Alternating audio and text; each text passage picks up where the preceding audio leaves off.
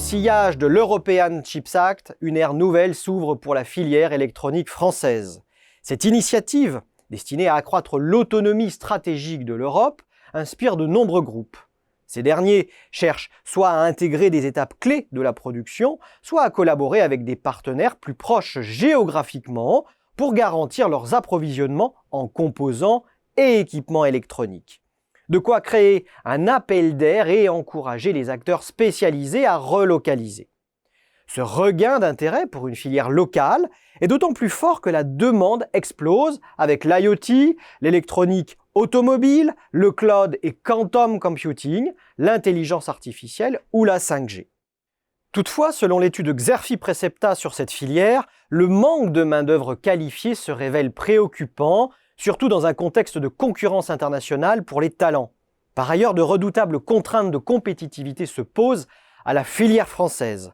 Tandis que les pays à faible coût exercent une forte pression sur les prix, les donneurs d'ordre poussent les entreprises à sans cesse se réinventer et à optimiser leurs process. Enfin, avec la montée des taux et la prudence du capital investissement, les dirigeants du secteur sont appelés à sécuriser financièrement l'avenir de leur entreprise. Dès lors, quel futur se dessine pour l'industrie électronique française d'ici 2026 ? Et quelle stratégie adopter pour améliorer sa compétitivité ? En réponse à ces problématiques, les experts de Xerfi ont analysé les logiques de croissance des acteurs de la filière électronique en France. Plusieurs sont à l'œuvre. D'abord, celle de l'innovation et du développement technologique. Ça se caractérise par des investissements significatifs dans les systèmes électroniques afin de rester à la pointe de la technologie et répondre aux exigences changeantes du marché. Des partenariats avec des instituts de recherche sont également initiés afin de stimuler l'innovation en fusionnant expertise académique et besoins industriels, à l'instar de Murata avec le CNRS. Autre logique à l'œuvre, celle de l'optimisation des opérations et de la production, ou encore celle de l'accroissement des capacités de production.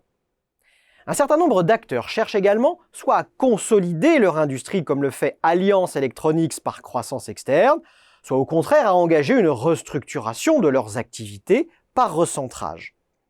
Enfin, l'heure est aussi à l'internationalisation afin de développer l'activité des entreprises et profiter de la croissance d'un marché des équipements électroniques largement globalisé.